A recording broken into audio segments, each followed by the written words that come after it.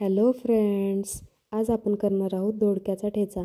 मी इथे 2 दोडके घेतलेले आहेत व वेळीचा व चाकूचा वापर करता मी ते हातानेच तोडून घेतलेले आहेत व खलबत्त्यात ओबडधोबड बारीक केलेले आहेत। जास्त बारीक करायचे नाही, ओबडधोबड बारीक करायचे आहेत। फोडणीसाठी मी इथे घेतलेला आहे 1 कांदा व रात्री गरम पाण्यात भिजायला घातलेली हरभऱ्याची डाळ। फोडणीसाठी तेल टाकलेलं आहे, त्यामध्ये कढीपत्ता टाकलेला आहे, मोहरी टाकली, जिरे टाकले। चांगलं तडतडून आल्याच्या नंतर आपण यामध्ये कांदा घालणार आहोत। कांदा चांगला सोनेरी रंगावर परतायचा आहे। तुम्ही पाहू शकता आपण कांदा टाकलेला आहे। आपण दोडक्याचा ठेचा करतो तशीच आपण बटाट्याचा ठेचा देखील करतो किंवा करता येतो। तुम्हाला जर माहीत नसेल तर तुम्ही याचप्रमाणे दोडक्याचा ठेचा केला त्याच पद्धतीने बटाट्याचा ठेचा देखील आपण करू शकतो।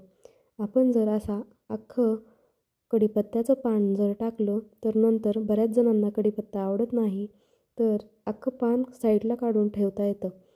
भाजी झाल्याच्या नंतर आपण हे पान साईडला काढून ठेवू शकतो, ज्यामुळे त्याचा सगळा अर्कही भाजीत उतरतो व दिसतही नाही।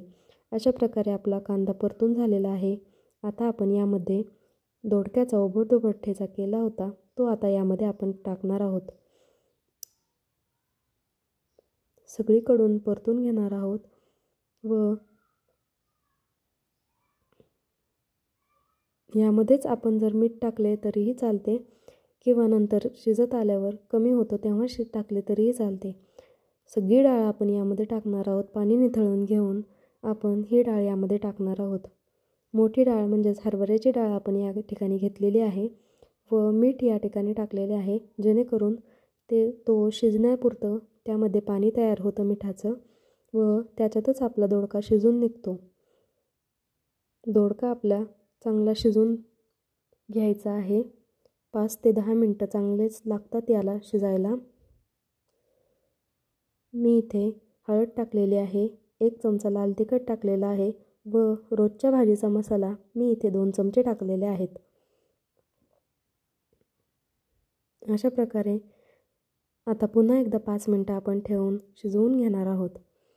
मध्ये आधे उघडून आपण याला पाहत राहायचं आहे, नाहीतर करपवून बसतो तो। अशा प्रकारे हा दोडक्याचा ठेचा आपला शिजलेला आहे। तुम्ही हा दोडक्याचा ठेचा चपातीबरोबर किंवा ज्वारीच्या भाकरीबरोबरही हा ठेचा खूप छान लागतो।